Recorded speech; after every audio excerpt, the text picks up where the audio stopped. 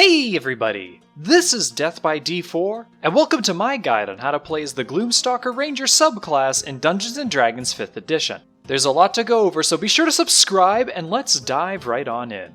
When you take this subclass at 3rd level, you get Gloom Stalker Magic, which expands the number of spells available to you as a ranger. Best of all, these spells don't count towards your spell's known limit, meaning that you'll always have access to them whenever you need them.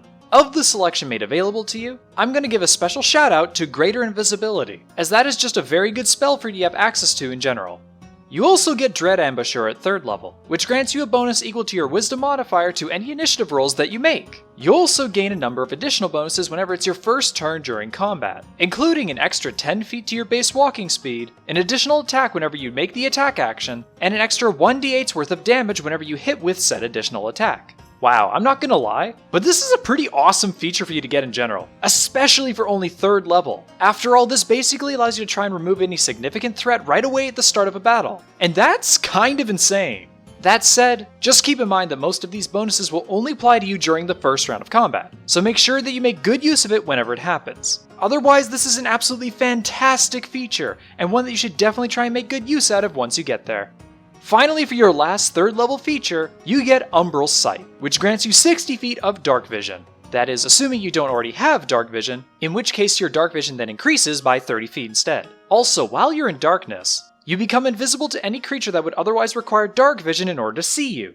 Wait, what? Really? Okay, wow, gaining dark vision already is always a positive thing for any character in general, and the added bonus of enhancing a character's dark vision if they already have it is quite nice as well. That said, the ability to just become invisible while in darkness is just absurd, especially since that then grants you advantage on all of your attack rolls and imparts disadvantage on all attack rolls that you receive. Honestly, the fact that this feature still works on creatures with dark vision is just insane, and it easily makes you one of the best stealth-based characters in the entire game.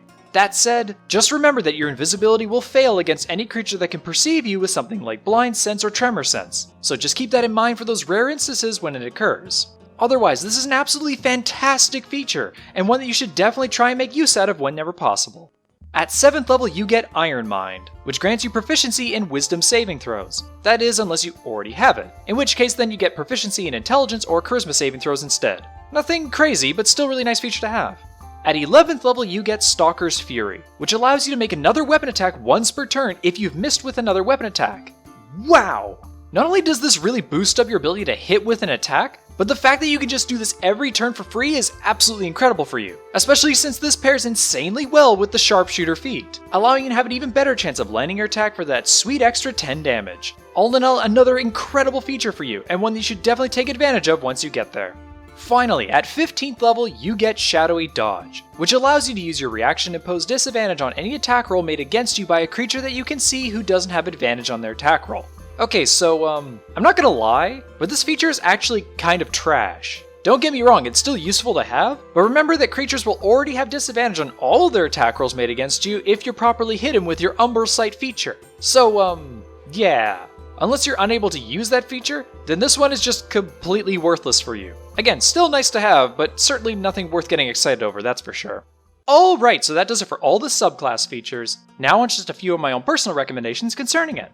Though many people may look at this subclass and instantly wish to create their perfect stealth archer character, just keep in mind that all of the Gloom Stalker's features will work perfectly fine on a melee ranger as well. So when you're building your character, just keep that in mind, as you don't have to conform to that idea if you don't want to. Now when you're picking a race, remember that you will gain dark vision as soon as you get this subclass, so feel free to pick from any of the other non-dark vision races if you would like to. Of course, the Variant Human is always a good pick to go with, but the Drakenblood Dragonborn and the Ghostwise Halfling can also make for good options for you as well. Finally, let's talk about feats.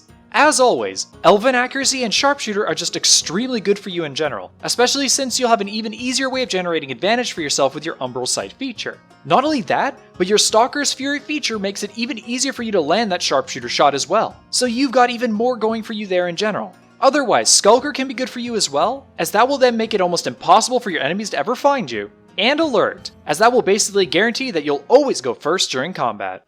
And that's it. If you liked the video, then be sure to subscribe and let me know what you think down in the comments below. And if you'd like to have the chance to play D&D with me, then feel free to join my Discord server, and consider supporting me over on Patreon. Thank you all so much for watching, and I'll see all of you in the next video.